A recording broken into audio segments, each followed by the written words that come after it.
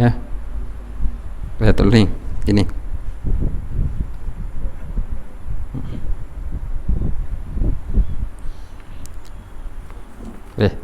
Kisah kau.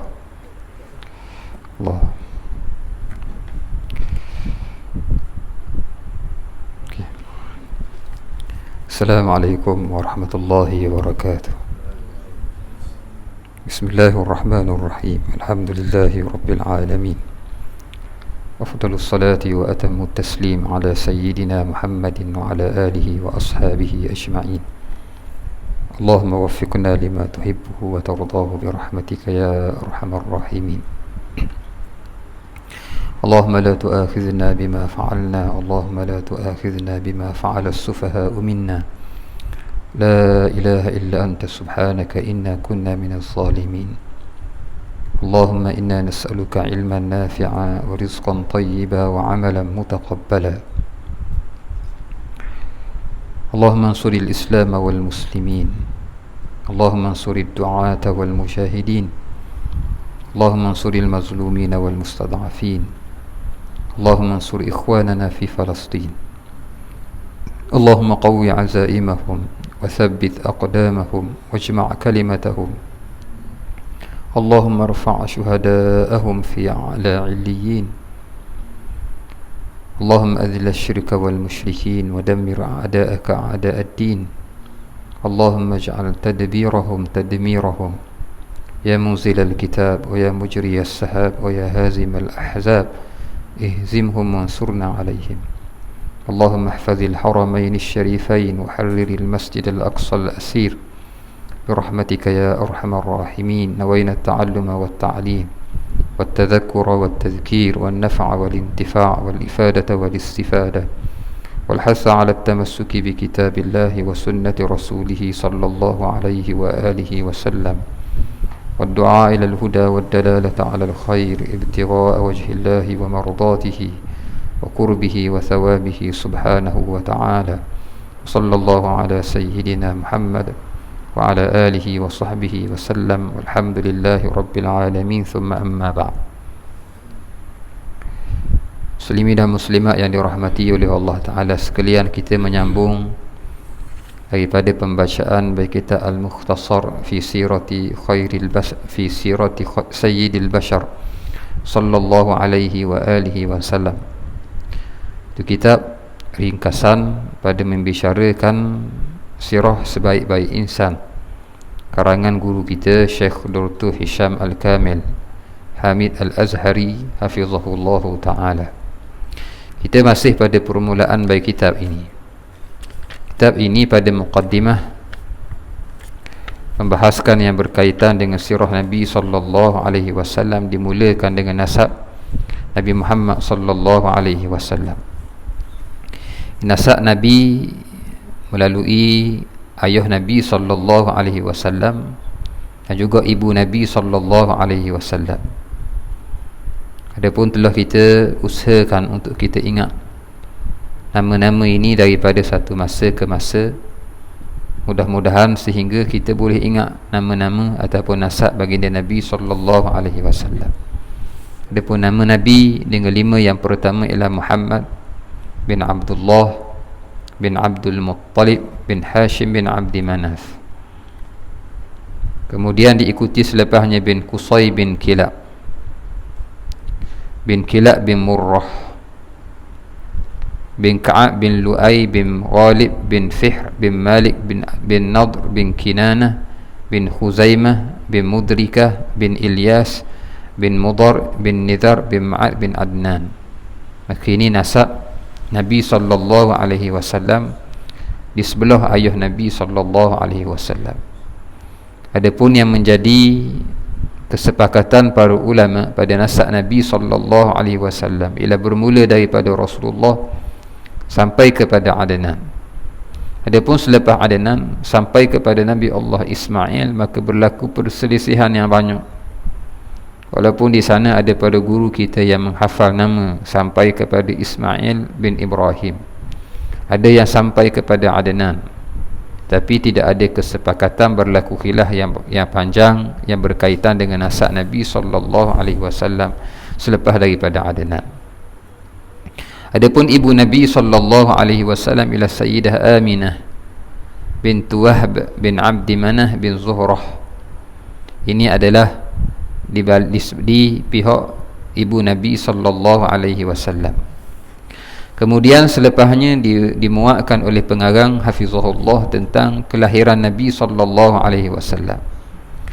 Adapun lahir Nabi sallallahu alaihi wasallam di lembah Bani Hashim di Makkatul Mukarramah pada hari Isnin 12 Rabiul Awal tahun Gajah mengikut pandangan yang masyhur.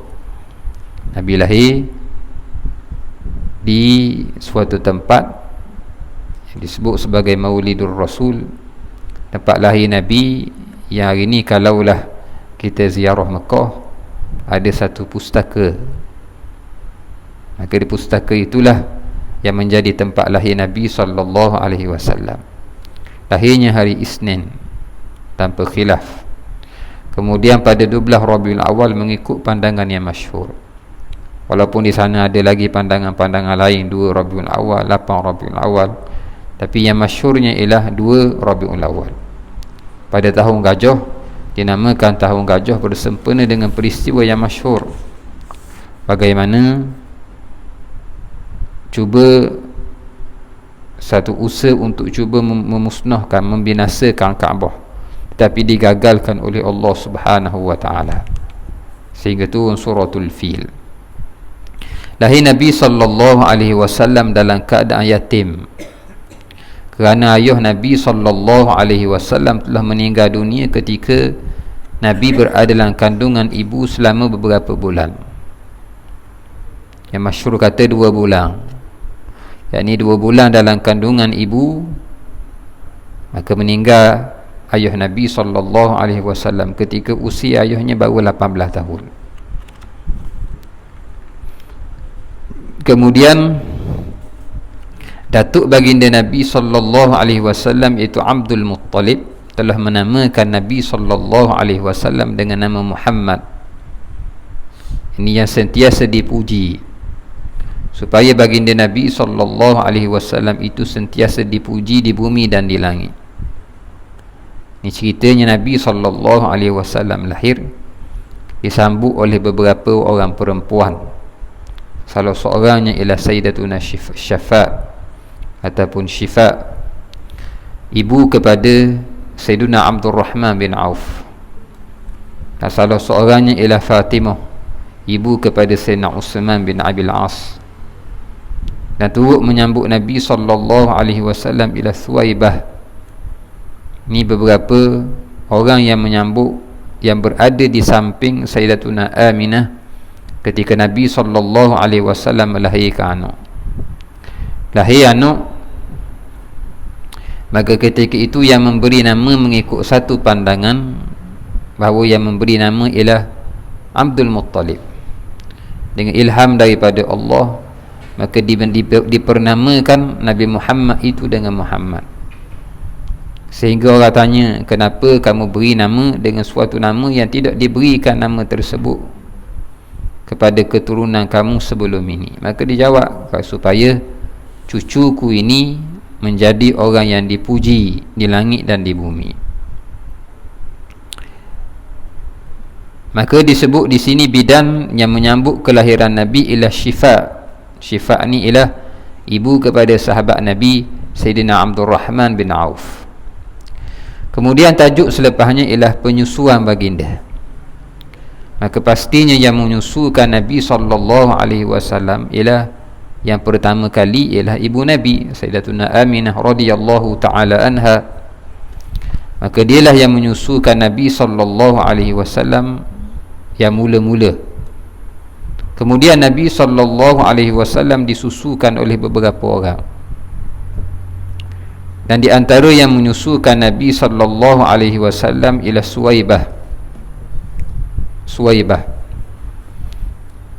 Suwaibah ialah hamba kepada Abu Lahab. Mengikut sebahagian pendapat bahawa Abu Lahab ni kerana sayang kepada Abdullah, ambil syakna selepas mana wafatnya Abdullah, maka minta supaya Suwaibah ni sentiasa tengok Sayyidatuna Aminah radhiyallahu taala anha sehingga hari dilahirkan. Bila hari dilahirkan Nabi sallallahu alaihi wasallam, maka dibalik jumpa Abu Lahab, tuan dia beritahu bahawa Nabi sallallahu alaihi wasallam telah lahir anaknya Abdullah. Maka suka Abu Lahab, maka dimerdekakan Suwaibah. Maka setengah berpandangan bahawa Suwaibah dimerdekakan oleh Abu Lahab ketika mana hari kelahiran Nabi sallallahu alaihi wasallam, kerana sukanya Abu Lahab sehingga dimerdekakan Suwaibah.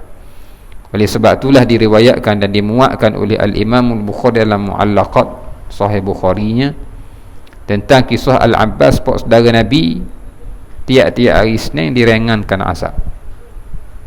Bapa Allah Ta'ala ringan azab dia ialah kerana semata-mata dia pernah rasa suka dengan kelahiran Nabi sallallahu alaihi wasallam. Oleh sebab tu kata para ulama, kalaulah Abu Lahab yang pernah bergembira dengan Muhammad bin Abdullah, Allah Ta'ala ringankan azab ketika mana berada dalam api neraka. Macam mana orang Islam yang beriman pada Nabi, yang rasa gembira dengan hari kelahiran Rasulullah, padahal yang dia bergembira dengan kelahiran Muhammad Rasulullah. Yang ini bukan semata-mata bergembira dengan kelahiran Muhammad bin Abdullah. Maka Suwaibah ini antara yang menyusukan Nabi sallallahu alaihi wasallam. Maka ibu Nabi sallallahu alaihi wasallam daripada kisah ini ialah Suwaibah. Maka Suwaibah jadi mak Nabi, yakni mak susu Nabi sallallahu alaihi wasallam. Kemudian antara yang menyusukan Nabi juga disebut oleh sebahagian ulama ialah Ummu Aiman Barakah. Ummu Aiman Barakah yang asalnya dia merupakan hamba kepada Abdullah. Maka selepas meninggal Abdullah, maka jadilah Suwaibah ini, Ummu Aiman Barakah ini diwariskan kepada Nabi sallallahu alaihi wasallam. Maka Ummu Aiman Barakah, kerana dia sentiasa bersama dengan Aminah, bahkan ketika mana dilahirkan Nabi sallallahu alaihi wasallam, Ummu Aiman ni pun ada juga. Maka di samping ibu Nabi Sayyidatuna Aminah, begitu juga Suwaibah yang turut menyusukan Nabi ialah Ummu Aiman Barakah. Maka jadilah ibu yang ketiga, yakni ibu susu Nabi sallallahu alaihi wasallam selepas Sayyidatuna Aminah dan juga Suwaibah ialah Ummu Aiman Barakah. Maka ini adalah nama mak Nabi belaka lah ni yang perlu kita tahu. Selain daripada Aminah mak Nabi, begitu juga ibu Nabi sallallahu alaihi wasallam ialah Suwaibah. Begitu juga mak Nabi yang lain ialah Ummu Aiman Barakah. Ni mak Nabi juga. Dan Ummu Aiman Barakah ni bila Nabi besar, maka dimerdekakan, dikahwinkan dengan Sayyidina Zaid. Maka jadilah hasil perkahwinan Ummu Aiman Barakah dengan Sayyidina Zaid, maka dapat Sayyidina Usamah bin Zaid. Maka Ummu Aiman ni mak Nabi, bila kahwin dengan Sayyidina Zaid dapat Sayyidina Usamah bin Zaid. Maka Sayyidina Usamah bin Zaid ni dengan Nabi ialah kira-kiranya adik-beradik susu. Sebab Ummu Aiman ni mak Nabi, mak susu, dapat Sayyidina Usamah bin Zaid. Maka jadilah Nabi dengan Sayyidina Usamah bin Zaid ni adik-beradik susu.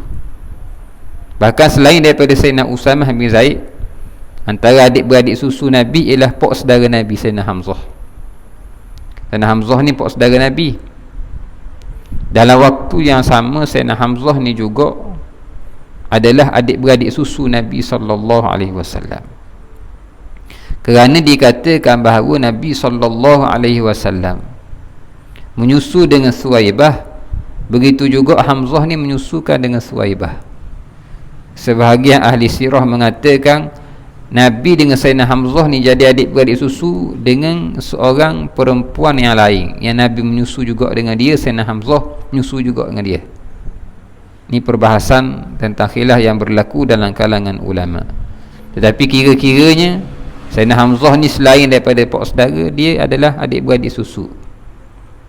Maka tidak pelik ceritanya apabila dalam peperangan, bila Sayyidina Hamzah syahid dalam Uhud, maka ketika itulah Nabi SAW tersangat sedih dengan syahidnya apabila dibunuh Sayyidina Hamzah yang mempertahankan Nabi SAW. Kenapa? Kerana dia ni adik-beradik, dua orang ni adik-beradik, mak sama, ini nyusu dengan ibu yang sama. Maka selepas daripada Sayyidatuna Aminah, Suwaibah, tidak disebutkan dalam kitab kita seorang lagi, Ummu Aiman Barakah. Kemudian barulah cerita ibu susu Nabi yang paling masyhur, yang sentiasa diperkenalkan kepada kita sejak kecil, iaitu Halimatus Sa'diyah. Maka menyusu Nabi dengan Halimatus Sa'diyah. Setelah itu baginda disusukan pula oleh Halimatus Sa'diyah, yang telah mendapat kemuliaan dan kelebihan disebabkan tinggalnya baginda dan di dalam rumahnya, sehinggakan kebaikan dan keberkatan telah memenuhi rumah beliau. Kerana Sayyidina Halimah ni suatu ketika di kampungnya ketika itu berlaku, sebahagian mengatakan ada kemarau dan seumpama itu, maka pergi nak cari seorang nak susu, nak nyusu, ambil upah nyusu budak. Maka cari-cari adalah seorang diketahui bahawa dia merupakan anak yatim. Ramai lagi orang lain ada belaka dah ambil lah Nabi ni sebab Nabi anak yatim. Bila hanya ada Nabi SAW, maka Halimatus Sa'diyah berbincang dengan suami dia. Maka bincang-bincang, maka mereka kata, ambillah, takut-takut budak ni ada berkat dia tersendiri. Maka dikatakan Halimatus Sa'diyah dan suami ketika mana mari kapung daripada kapung dia, daripada Bani Sa'idah, mari dalam keadaan serba tak ada. Bahkan dikatakan tunggangan yang dinaiki oleh Halimatus Sa'diyah dan suaminya kering, tak ada apa-apa. Tapi bila ambil Nabi SAW, tiba-tiba binatang tunggangan jadi segar. Orang lain nak beli sapa kapung lambat, disapa dulu. Maka Halimatus Sa'diyah merasai bahawa kedatangan Nabi ni satu keberkatan. Bahkan dengan sebab itu juga tanaman-tanaman dia jadi subur dengan sebab datang Nabi SAW. Suka Halimatus Sa'diyah dengan adanya Nabi SAW, sehingga dia minta dengan Sayyidah Aminah untuk jaga Nabi ni lama sikit. Sayang ke Nabi ni, sebab apa? Sepanjang Nabi duduk dengan dia ni berkat mari mencurah-curah dalam keluarga Halimatus Sa'diyah. Ketika mana Nabi SAW berada dengan Halimatus Sa'diyah ni lah berlaku peristiwa Nabi SAW dibelah dada kali pertama. Halimatus Sa'diyah kira-kiranya ibu susu yang lama menyusu Nabi SAW. Kemudian selepas menyusu dijaga pula oleh Nabi SAW, sehingga Halimatus Sa'diyah ni seolah ada hubungan yang kuat dengan Nabi SAW. Bahkan Nabi SAW bila besar, Nabi hormat mak dia ni, kerana Halimatus Sa'diyah sudah jadi mak dia, Nabi hormat. Bahkan dikatakan selepas satu peperangan, bila Halimatus Sa'diyah mari bertemu Nabi SAW, maka Nabi cabut jubah Nabi apa? Supaya Halimatus Sa'diyah tu boleh duduk atas tanah, tapi duduk atas hamparan daripada jubah Nabi SAW. Maka daripada kisah ini kata para ulama, macam mana daripada sirah Nabi SAW diajar kepada kita sebagai seorang anak untuk berbuat baik kepada ibu. yakni walaupun Nabi SAW akan datang disebut tentang kewafatan mak dia ketika mana umur 6 tahun tak ada nama, Tapi Nabi ada mok susu. Dan dipelajari daripada kisah-kisah itu bahawa Nabi SAW orang yang sangat sayang kepada mak dia. Bahkan disebut juga dalam riwayat sirah, Nabi SAW itu izin dengan Allah Ta'ala selepas mana kerasulan untuk ziarah kubur Sayyidatuna Aminah. Ini adalah hubungan antara seorang anak dengan ibu. Maka dipelajari daripada sirah Rasulullah macam mana berbuat baik dengan ibu ketika mana masih hidup dan selepas mana meninggal dunia. Kerana Nabi buat baik dengan Sayyidatuna Aminah 6 tahun duduk, lepas tu macam mana wafat. Maka masih lagi ingat kepada ibunya, ziarah mak dia. Begitu juga dipelajari daripada Rasulullah macam mana buat baik Nabi dengan ibunya yang masih hidup di kalangan ibu susu Nabi sallallahu alaihi wa alihi wasallam.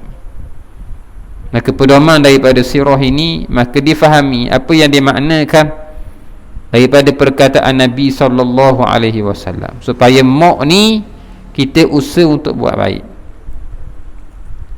Sehingga diriwayatkan dalam hadis yang masyhur, bila seorang laki-laki mari tanya, man abar, nak buat baik siapa Rasulullah? Maka Rasulullah kata, ummak, makmu lah. Tanya lagi, lepas tu nak buat baik dengan siapa? Nabi kata, ummak, makmu lah. Nabi tanya lagi, nak buat baik siapa? Ummak, mak kamu lah. Pada setengah riwayat 4 kali Nabi kata ummak, ibu kamu. Maka kali kelima baru Nabi kata abak, ayah kamu. Dalam setengah riwayat dia summa abaka summa al-aqrab fal-aqrab, mak ayah kamu dan yang dekat dengan kamu. Ini daripada hubungan kekeluargaan. Dan yang dekat dengan kamu, yakni daripada hubungan kekeluargaan, daripada kerabat-kerabat kamu. Maka daripada sirah ini dipelajari macam mana kita umat Nabi kena belajar untuk buat baik kepada ibu bapa kita. Bahkan dalam riwayat kata wa in zalamah, Nabi kata sekali pun, kata Ibn Abbas kata wa in zalamah, walaupun mak tu dak layan molek kita, bahkan buat jahat pada kita, tetap kewajipan kita untuk berbuat baik kepada ibu bapa tidak pernah gugur. Mau buat jahat dah ke kita ni, kena layan molek juga ke? Ya, sekali pun. Itu adalah ketinggian darjat mak yang diajar oleh Rasulullah sallallahu alaihi wa alihi wasallam. Maka ketika mana duduk dengan Halimatus Sa'diyah, maka ketika itulah kali pertama berlaku peristiwa di belah dada Nabi sallallahu alaihi wasallam. Maka di belah dada Nabi sallallahu alaihi wasallam itu sebanyak 4 kali dalam kitab kita kata. Iaitu ketika mana baginda berusia 4 tahun. Sayyidina Jibril datang lalu belah dada baginda sallallahu alaihi wasallam yang mulia. Dia keluarkan hati Nabi dan basuh dengan air batu. Mereka juga telah membuang dari hati baginda, daripada hati Nabi, satu kotoran yang disebut oleh Jibril kepada baginda.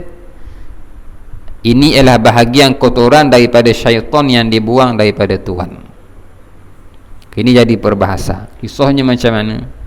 Bila duduk dengan Halimatus Sa'diyah, satu hari Nabi main dengan adik-beradik dia lah. Yang ni adik-beradik masing-masing yang dijaga tu anak susu belaka. Jadi anak susu adik-beradik, kerana berkongsi ibu yang sama. Tengah-tengah main yang 4 tahun, tiba-tiba mari malaikat 2 orang, malaikat Jibril dan Mikail. Lalu malaikat membaringkan Nabi SAW. Pada setengah riwayat kata tengah main dengan Abdullah. Abdullah ni anak lain, anak kandung kepada Halimatus Sa'diyah. Bila Abdullah ni tengok Nabi SAW dibaringkan menyebabkan dia ketakutan, kerana dia melihat perbuatan malaikat yang beluh dada Nabi SAW, sehingga pucat anak Halimatus Sa'diyah berlari kejar cari mak dia, nak beritahu ada orang buat sesuatu kepada Muhammad. Bila dengar ada orang buat sesuatu kepada Muhammad, maka takutlah Halimatus Sa'diyah, sebab Nabi Muhammad ni amanah yang dikena jaga molek. Ini amanah Sayyidatuna Aminah kepada dia untuk dia jaga molek-molek. Berlari, dikatakan pada sebahagian cerita, Sayyidina Halimatus Sa'diyah cepat-cepat nak tengok benda yang berlaku kepada Nabi SAW. Bila dia sapa, malaikat dua orang ni telah berjalan, berlalu pergi dah. Pergi jalan dua orang. Siapa tak tahu?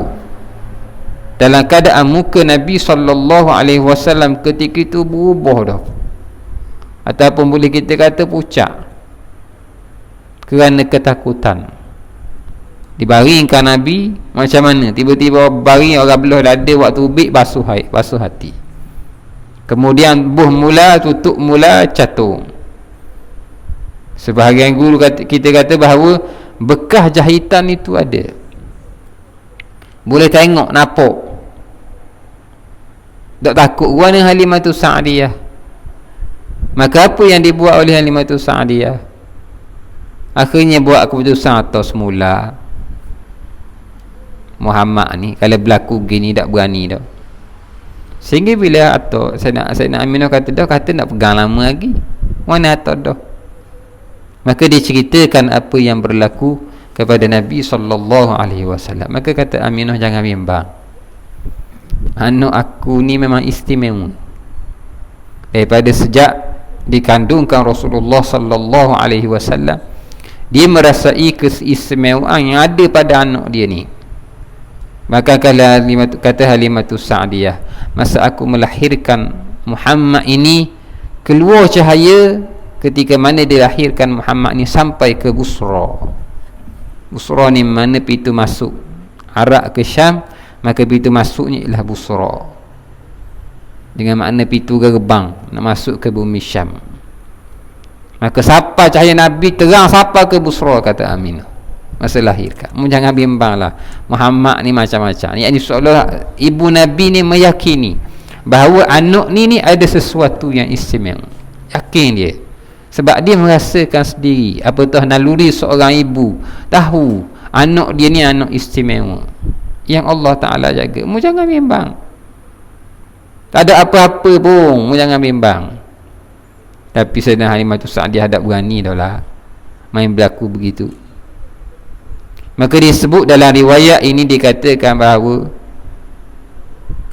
yang dibuang daripada hati Nabi itu hazzus syaitan. Hazzus syaitan ni bahagian syaitan. Sebahagian ahlullah faham daripada makna hazzus syaitan ini dengan faham tersendiri. Sebahagian kata bahawa buang bahagian syaitan supaya syaitan tak boleh kosek Nabi ni. Bila buang ada bahagian syaitan ni, maka syaitan tidak boleh goda Nabi SAW. Dalam setengah riwayat disebut bahawa hati kita ni ada bahagian dia, ada dua korin, yang ni ada dua hak tukang bisik pada kita. Syaitan bisik, malaikat bisik. Syaitan bisik, malaikat bisik. Badi bisik belaka. Syaitan suruh buat jahat, malaikat suruh buat baik. Tapi Nabi tak ada.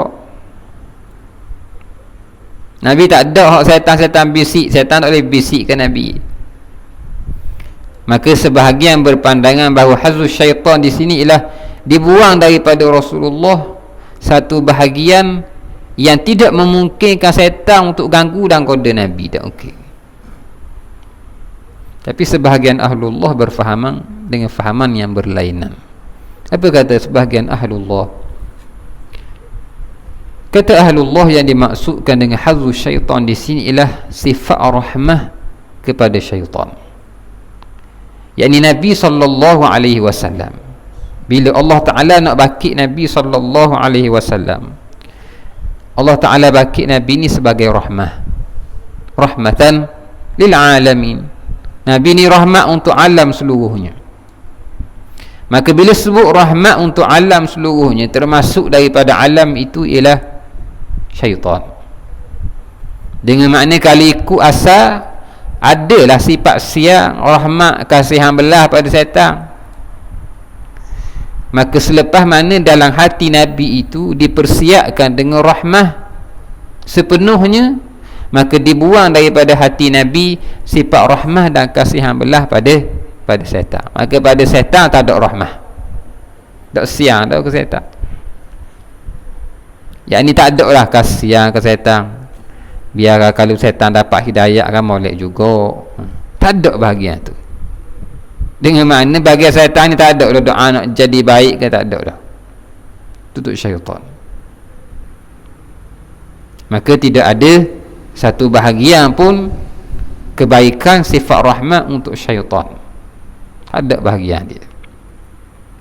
Bahkan diceritakan juga kenapa dikatakan dan ditakwilkan seumpama itu, kerana ada riwayat mengatakan bahawa Nabi Allah Musa alaihi salam penuh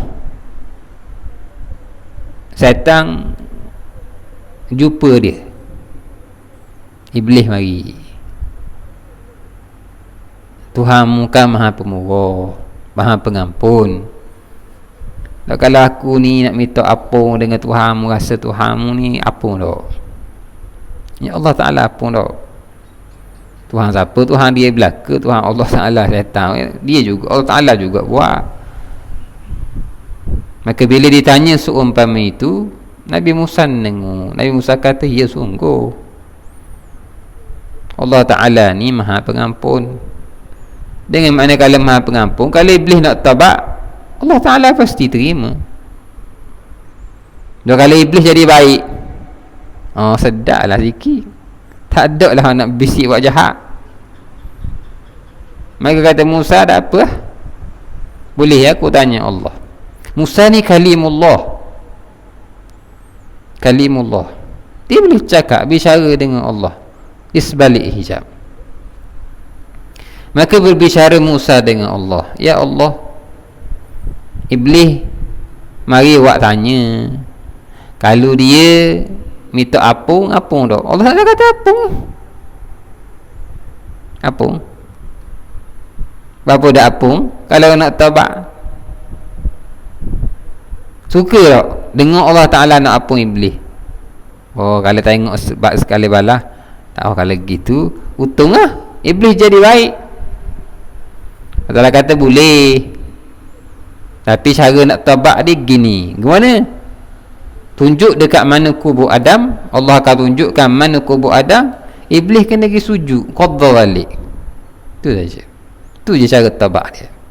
Sebab dulu dia Allah Ta'ala suruh sujud tambur. Dah macam mana nak qadha balik? Nak taubat kan? Taubat cara dia kena qadha mula. Allah Ta'ala suruh dulu buat mula. Tapi dulu Adam ada, ni Adam tak ada, dah kena pergi sujud kubur. Maka Nabi Musa alaihi salam bila bertemu Iblis, beritahu bahawa Allah Ta'ala nak apung, tapi syarat kena buat gitu lah. Cara taubat dia gitu. Iblis nak taubat, ada cara dia. Mana? Pergi kubur Adam sujud. Apa jawab Iblis? Musa, masa Adam duduk dalam kubur, depan mata aku tak mau sujud. Ni nak suruh sujud dalam kubur, lagi tak mau sujud. Tu kata Iblis. Aba wastakbara wa kana minal kafirin. Iblis sifat dia begitu. Bukan kerana Allah tidak mengampunkan, tetapi memang dia tidak akan. Kerana dia aba wastakbara wa kana minal kafirin. Yang ni boleh jadi, yang ni boleh jadi saja. Mari mikir siang ke Iblis. Kalau Allah Ta'ala apung kan, untung juga. Boleh jadi mikir gitu. Maka dikatakan oleh Ahlullah, maka tidak ada sifat itu pada Rasulullah. dibuang hazzus syaitan, yakni dibuang sifat bahagia, sifat rahmah Nabi kepada syaitan, sehingga Nabi rahmah kepada alam seluruhnya, tak kira siapa. Maka tiap-tiap daripada umat, daripada alam ini akan dapat bahagian rahmat Rasulullah, kecuali iblis. Iblis je tak ada. Hak lain dapat belaka. Dua kafir dapat bahagian. Ada bahagian kuan. Tiap-tiap umat dulu bila ingkar kepada Rasulullah, Allah Ta'ala binasa atas dunia, berat dah atas dunia. Kalau cerita akhirat, tapi hukuman atas dunia ni pun sakit dah, berat dah. Tu umat dulu. Tapi dengan sebab Nabi SAW tak ada cerita tu sampai kiamat, tak ada. Ada cerita? Tak ada. Ni kapung kapi belaka, ni Amerika, tak ada dengan cerita Amerika Allah Ta'ala pusing habis satu Amerika, tak berlaku. Seumpama berlaku kepada umat dulu, sampai kiamat tak akan berlaku. Apa? Nabi ni baki untuk rahmat. Maka alam semua dapat bahagian rahmat Nabi SAW. Alam semua, kecuali satu saja yang tidak akan dapat bahagian rahmat Rasulullah, iaitu iblis. Iblis tak akan dapat bahagian rahmat. Maka Nabi ketika mana 4 tahun, dia buang hazzus syaitan. Tidak ada bahagian rahmat untuk syaitan daripada Nabi SAW. Kali kedua ialah, kata para ulama, ketika umur Nabi 10 tahun sampai umur Nabi SAW, maka dibelah dada Nabi SAW. Kali ketiga dibelah dada Nabi SAW ialah sebelum Nabi terima wahyu. Kerana terima wahyu ni persediaan berat. Wahyu ni Nabi SAW terima, Nabi tanggung, bukan mudah-mudah. Kita ni kena syukur dan kena menghargai apa yang dirasai oleh Rasulullah ketika terima wahyu. Bahkan antara cara terima wahyu yang berat pada Nabi ialah bunyi kat telinga. Bunyi. Sehingga musim sejuk Nabi peluh jeruk. Sahabat Nabi baring atas peha, rasa macam nak patah. Beratnya kepala Nabi menanggung wahyu daripada Allah.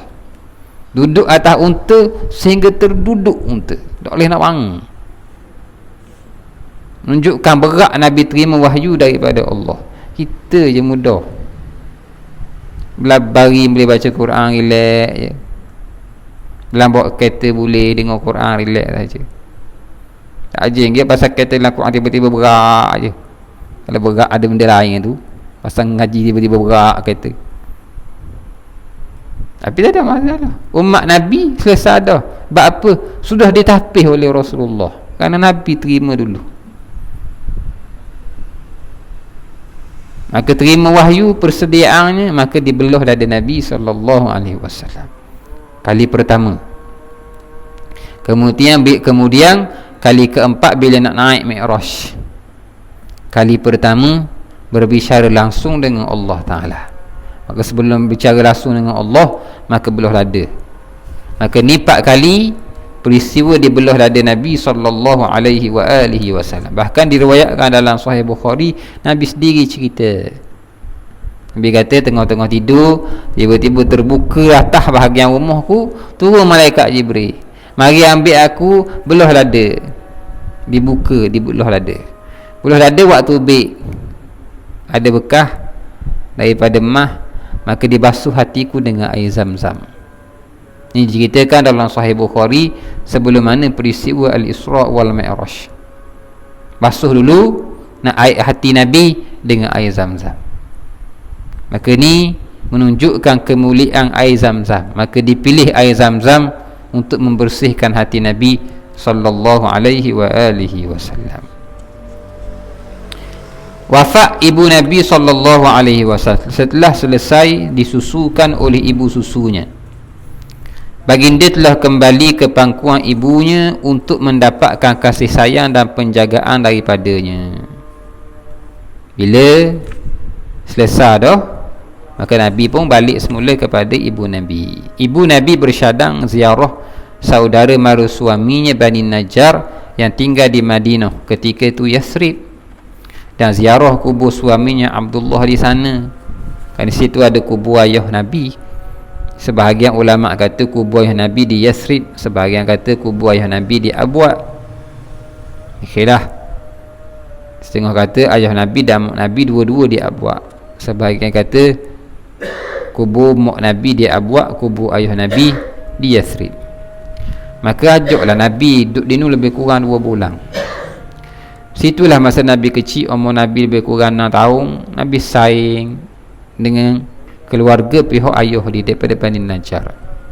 Bahkan dikatakan di situ Nabi belajar berenang. Dia ajar Nabi berenang dan seumpama itu kepada Rasulullah sallallahu alaihi wasallam. Maka dalam perjalanan balik, beliau jatuh sakit, lalu meninggal dunia. Meninggallah dunia ketika mana mana tahu. Bila dia berasa sakit, singgah dia Abwa, dia pesan kepada Ummu Aiman. Ummu Aiman ni hamba dia ketika itu. Di jalan 3 orang, balik 3 orang, sampai tengah jalan pesan Ummu Aiman, aku sakit. Kalau aku meninggal kat gini, buat balik jaga molek Muhammad dan seruhkan Muhammad ni kepada Abdul Muttalib, dan ceritakan kepada dia apa yang berlaku di sepanjang perjalanan kita di Yasrib. Apa ceritanya? Ceritanya adalah dikatakan bahawa ketika mana di Yasrib ada Yahudi duk perhati Nabi. Dia duk cakap, budak ni lain ni. Kalau tengok dia ni ada tanda Nabi akhir zaman ni. Ni ada tanda macam Ahmad ni. Kan disebut dalam kitab Injil namanya Ahmad. Ni macam Ahmad hak dah sebut ni Nabi akhir zaman ni. Ada tanda pada Nabi. Maka diberitahu kepada ibu Nabi Aminah, aku nasihat awak balik. Ni anakmu ni awak balik. Takut ada orang jahat buat khianat, sebab padanya ada tanda-tanda yang istimewa, seperti dia merupakan bakal Nabi akhir zaman. Wali. Maka sebelum meninggal, Ummu Aiman cerita, Sayyidina Aminah royak ke Ummu Aiman, balik cerita balik ni ke Abdul Muttalib, suruh Muhammad ke Abdul Muttalib, cerita ke dia apa yang berlaku di Madinah, di Yathrib ketika itu. Maka pulanglah Nabi dengan Ummu Aiman yang merupakan bekas hamba, asalnya hamba kepada ayah Nabi. Ketika itu Nabi usianya 6 tahun. Maka setelah itu baginda dipelihara oleh datuk Nabi Abdul Muttalib. Maka Abdul Muttalib jaga. Beliau memelihara dan menjaga baginda sebaik-baiknya, dan amat kasih kepada baginda sehingga kan beliau sering memanggil baginda duduk bersamanya. Yelah, bila Nabi duduk dengan dia macam duduk dengan Halimah lah. Tiba-tiba selama ni makan tak cukup, tiba-tiba bila Nabi duduk dengan dia makan nasi sikit cukup semua. Siapa Abu Talib ni kata Abdul Muttalib, ni cerita Abdul Muttalib merasai berkah Nabi SAW yang pertama kerana dia dengar cerita Ummu Aiman, sehingga dia pesan ke Ummu Aiman, mu jaga molek ni, mu kena jaga Muhammad biar dia selamat, jangan bawa kosek dia. Katanya Abdul Muttalib, dia ni kan ketua di Mekah. Kalau ada masalah benda-benda, maka dia akan doa dengan berkat Nabi. Bahkan bila berlaku kemarau, ada turun hujan lama, maka akan bawa Nabi keliling Kaabah. Ya Allah, dengan berkat budak ni turun hujan, maka turun hujan. Itu yang dibuat oleh Abdul Muttalib. Batu Abdul Muttalib ni jaga special Nabi SAW, kerana dia tahu cucu dia ni cucu istimewa, cucu yang istimewa. Tapi Abdul Muttalib ni tak boleh jaga Nabi lama. Umur 6 tahun, 7 tahun, 8 tahun. Umur 8 tahun meninggal tadi. Bila meninggal Abdul Muttalib, maka dijaga oleh Abu Talib. Abu Talib ni dengan Abdullah, dia kira-kiranya Allahumma salli ala Muhammad, adik-beradik Abdullah seibu dan sebapa. Dia ada 2-3 orang, tapi hak hidupnya, hak seibu sebapa Abu Talib. Hak lain pun adik-beradik juga, tapi adik-beradik yang sebapa tetapi tidak seibu, kerana Toki Nabi Abdul Muttalib ni kahwin dengan beberapa orang perempuan. Maka Abdullah, Abu Talib ni 2 beradik seibu sebapa, mak tula. Ayah tula, mak pun tula. Orang lain adik-beradik tapi mak lain. Ni adik-beradik hak seibu sebapa. Maka yang menjaga Nabi Abu Talib. Abu Talib ni anak ramah. Bila anak ramah, bila Nabi mari ni berkat. Berkat ke mana? Kalaulah time makan tidak dibenarkan makan melainkan Muhammad mari. Apa? Bila Nabi mari makan sekali je, tiba-tiba makanan yang sedikit menjadi banyak. Cukup ramah. Kan sikit cukup. Maka Abu Talib sedar bahawa anak saudara dia ni pun bukan anak saudara sembarangan. Ni anak saudara yang ada keistimewaan yang tersendiri. Maka jadilah cerita yang mempertahankan Nabi SAW, sehinggalah siapa Nabi latih jadi Rasul, macam-macam orang nak buat kepada Nabi Muhammad, yang kuat mempertahankan Nabi SAW ialah Abu Talib, pak saudara Nabi SAW. Cerita masih panjang yang berkaitan dengan kisah ini. Nanti kita sambung dalam pertemuan kita akan datang, insya-Allah. Allah Subhanahu wa ta'ala a'la wa a'lam wa ajallu wa akram. Akan datang kalau saya boleh buat, kita nak gantung apa, screen cari tempat, cari paku ke, kita gantung screen, saya pacor supaya orang boleh tengok screen. Kita pacor apa, guna apa, LCD. Saya ada LCD, cuma kita nak cari screen mungkin boleh gantung situ kot. Kau cari hot screen saja, cari tu je, boleh gantung paku gitu saja. Dengan saya ada, insya-Allah. Nanti saya tunjuk sahih dia kat gigi surah, biar boleh bila kita mari tu baru kita gantung, lepas tu kita cabut mula. Jadi bila kita ngajar tu kita boleh tengok, kerana bukan semua apa yang saya cerita ni ada dalam buku kita. Kerana buku kita ni buku yang ringkas saja, ada cerita-cerita yang boleh jadi dalam takat, maka kita boleh tengok dalam skrin, insya-Allah. Dalam pertemuan kita bulan hadapan, insya-Allah. Tu kita bincang semula. Tapi itulah cadangan-cadangan ataupun apa yang terlintas dalam fikiran saya, supaya orang, kalau orang nak catat pun dia boleh tengok ada pada depan, insya-Allah. Allah Subhanahu wa ta'ala a'la wa a'lam wa ajallu wa akram. Subhanakallah bihamdik, asyhadu an la ilaha illa anta, nastaghfiruka wa natubu ilaik. Bismillahirrahmanirrahim. Wal 'asri innal insana lafi khusrin الذين آمنوا وعملوا الصالحات وتواصوا بالحق وتواصوا بالصبر. اللهم صل أفضل صلاة على أسعد مخلوقاتك سيدنا محمد وعلى آله وصحبه وسلم عدد معلوماتك ومداد كلماتك كلما ذكرك الذاكرون وغفل عن ذكره الغافلون. الله سبحانه وتعالى أعلى وأعلم وأجل وأكرم. السلام عليكم ورحمة الله.